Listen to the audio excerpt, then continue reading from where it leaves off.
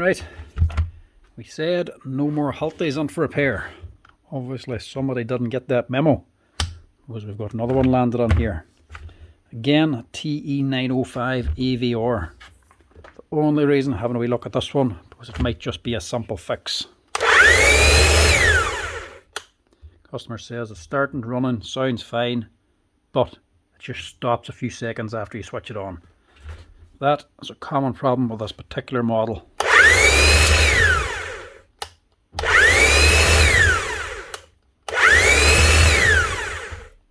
Now, a little blinking red light, but it's not a solid red light. So hopefully the service light is okay in this. The problem is the motor. This happens quite often. On the top of the armature there is a plastic disc with a magnetic pickup. The magnetic pickup feeds back into the speed controller that tells the machine how fast it's running, so it can vary the speed and keep it running consistently at the one speed. What happens is the magnetic ring on that plastic disc shatters or breaks, and the magnetic feedback feed into the controller is lost. So the motor starts up, goes to full speed. When it doesn't get any back feed from the motor, from that wee magnetic ring, it just shuts down. So that is what's actually wrong here. The magnetic pickup on the top of the armature is broken and it's not back feeding in. So this is a common repair. It's simple enough, but there's a wee bit to it. You have to strip out the motor to actually change it. I just so happen to still have one of the rings in stock, so I'm just going to fix this one to use up the stock.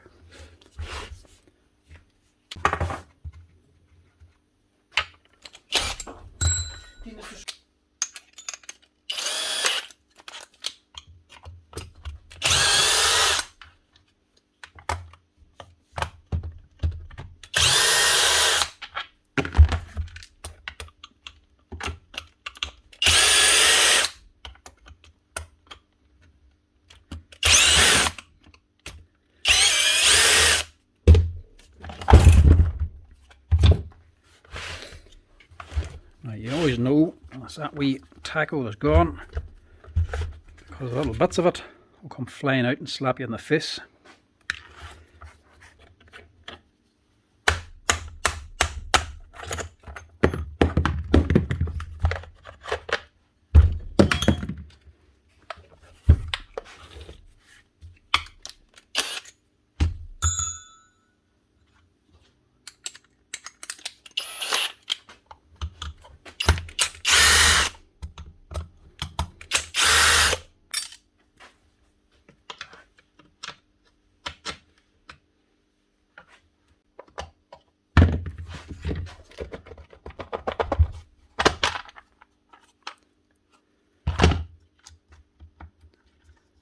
This was work done before, look. See where the bearings popped off. Crush a little bit of the fan as I do so.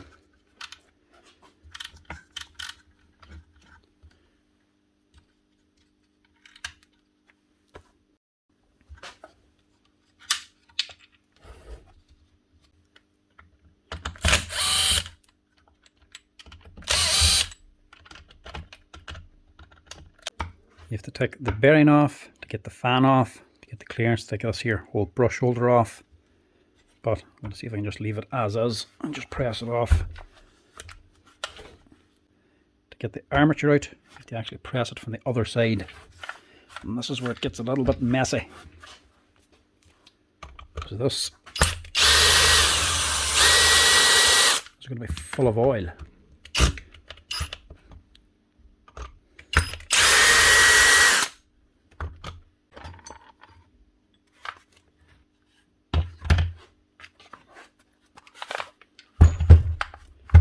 Rid of some of that.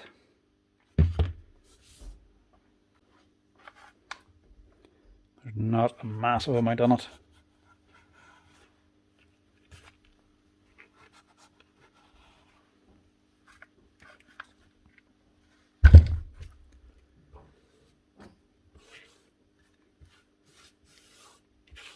Now, some of the oil taken out and all the spillage is cleaned up. We can take the armature out. Now this one was done before, or at least the armature was removed before, because the C-clip on the top of the gear down here near the bearing is actually off. So somebody's had this out already. Now to get it out, you can set it up on the bearing press in some way, but it's very difficult because of the size of this thing, especially if you have your hammer section still attached. It's a big heavy piece of steel. It's very difficult to balance it and press this one end all the way over here on its own. The other way you can do it, especially if you don't have a bearing press, is with a punch. It's not the best way to do it, but it does work. Quite robust machines, just as long as you put your punch, the dimple in the middle of the armature, don't actually hit the gears themselves, you should be able to knock this out.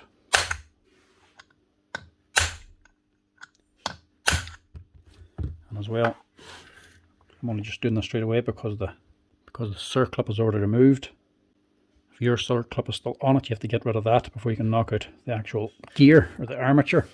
To do that, you have to lift it up and just get it unhooked while still leaving it on the armature. If you want to remove it completely, you have to remove this here gear, to remove that gear, you have to remove this gear. This one removed by these 3 screws, pull that out. This one, same idea, circle up in the middle, you have to pull that off. It's a lot of work just to free up the armature at the back of the chain. So we just unclip the circlip and give it a couple of taps. You can sometimes get it off without dismantling everything.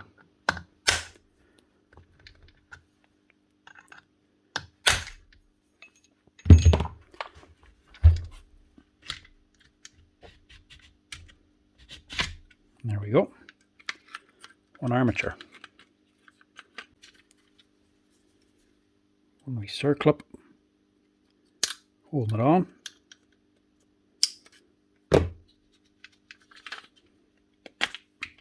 Take that off. I hope I do have the right one for it now. I have 2. Pretty sure that one is for TE905. This I think is the right one. I think, because there's no writing left in this bag.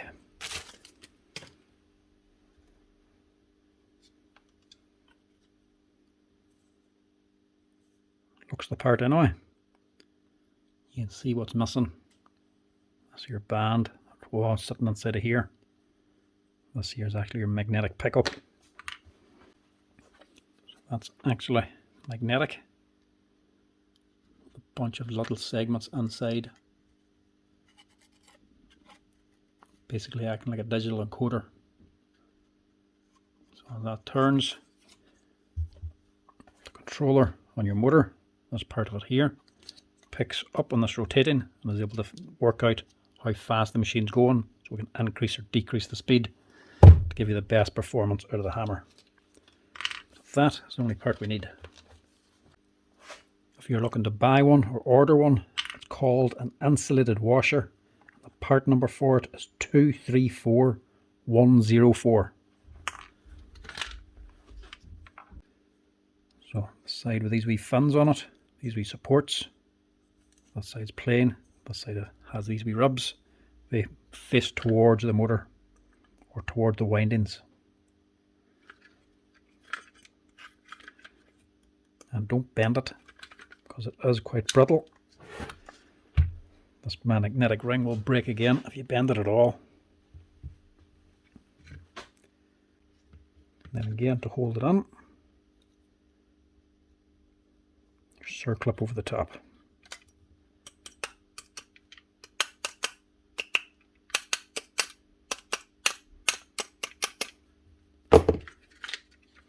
And that's it.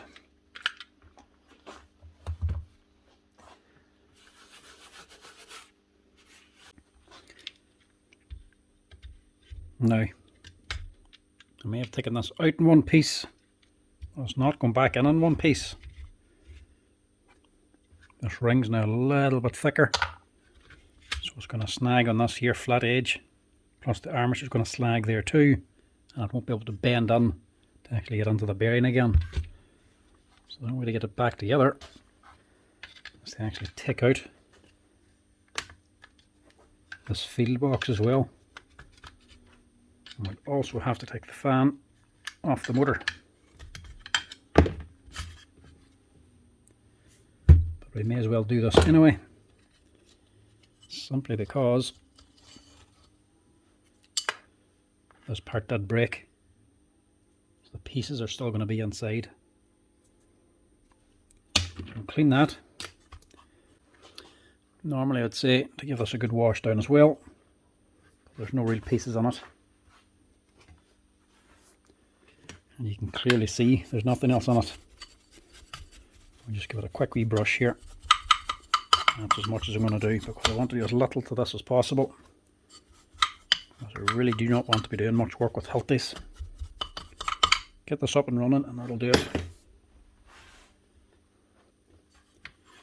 The bearing, still fine, nothing wrong with that. Now we just have to put the armature back in. So we now have to take off this bearing on the top.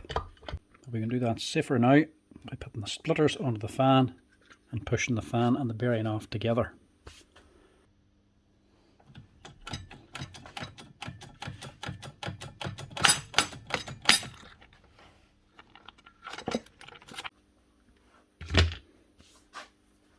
Now we can fit the armature very easily. It has to be pressed in as well. We're going to have to support this bearing as we're pressing it in. Pressing this in, you need to be mindful of the gears. Make sure you're locating the gear as well as you're going in. Otherwise you're just going to be pressing the two gears together.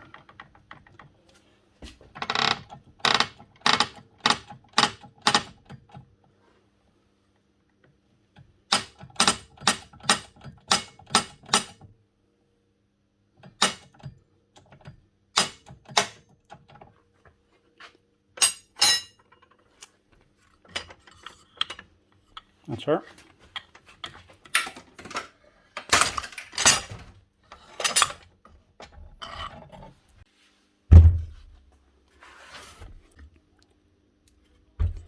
Now, your field, just make sure there's no bits of the old insulation washer on the bottom of it. So this is a magnet. It will stick to the field laminates. Give it a good blow out with the compressor. It doesn't have to be washed and cleaned. Just needs to make sure no pieces are left inside of it.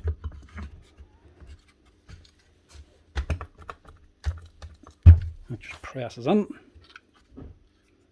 Your brush ring over the top.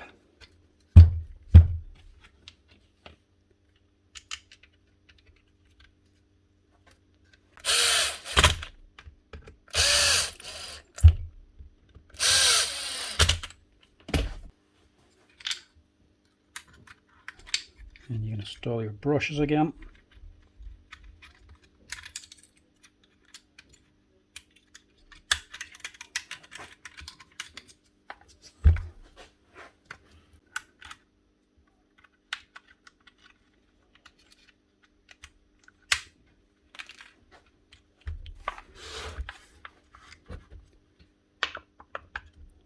Your same fan over the top.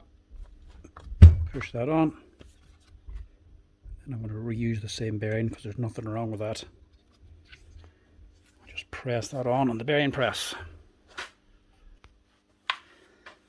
Such an awkward thing to have in a bearing press. That's her.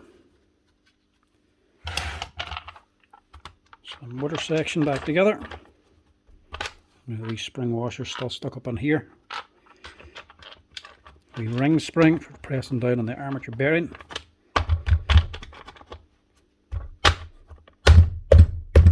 Give it a wee tap on.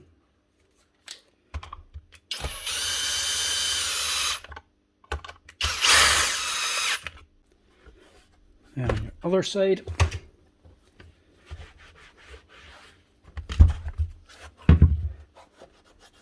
clean up any remaining oil spills. Fit your gearbox cover.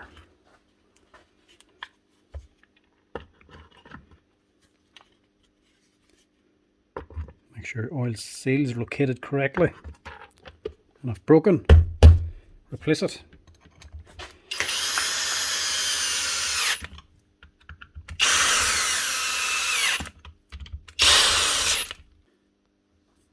Now the last thing in the gearbox is obviously the grease,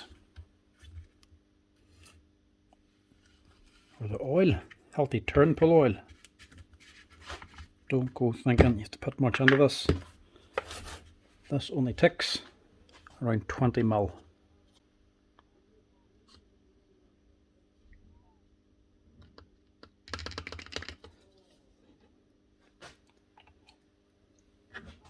That's it. 20 ml is all.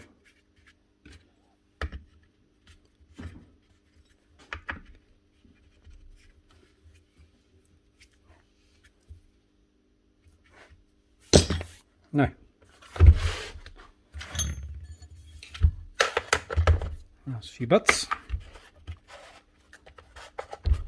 Your handle.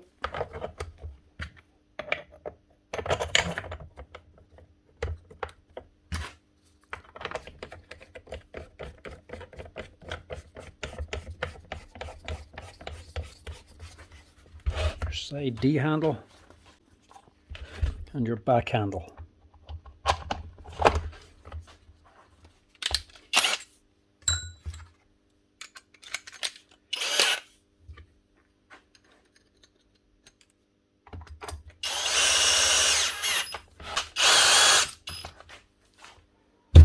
That should sort our problem out. With just that one part, should now be able to tell what speed it's running at and keep the motor running.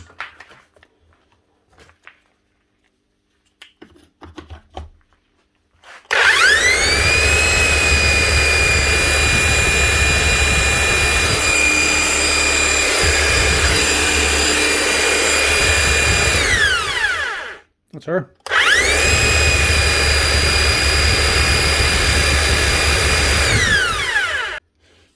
And that's her.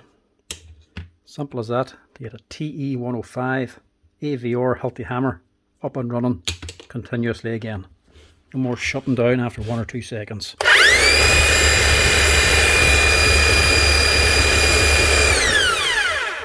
That's me. Thanks for watching, folks. Hope you enjoyed it. If you have one of these Hilti hammers, keep way out for that there. She switches off all by herself with no red light. That's your insulating disc that needs to be replaced. Anyway, folks, that's me.